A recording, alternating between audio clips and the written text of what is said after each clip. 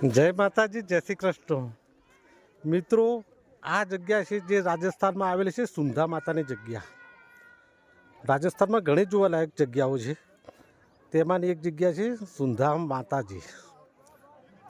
એમાં એવી એક માન્યતા છે કે આ પર્વત જે સામે દેખાય છે એ જે ચડી જાય તેની માનતા પરિપૂર્ણ થાય છે। એટલે કે અહીંયા દરેક શ્રદ્ધાળુઓ પોતાની મન્નત માનતા માટે આવે છે। આ ટેકરી જે કહેવાય, ટેકરી જે ચડી જાય સામે ધજા દેખાય ત્યાં સુધી, તો એમની ઈચ્છા પરિપૂર્ણ થાય છે।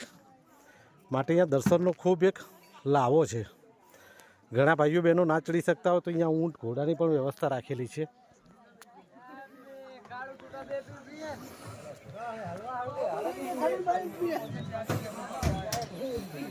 મિત્રો, સુંધા માતાનું ટેમ્પલ સુંધાજી।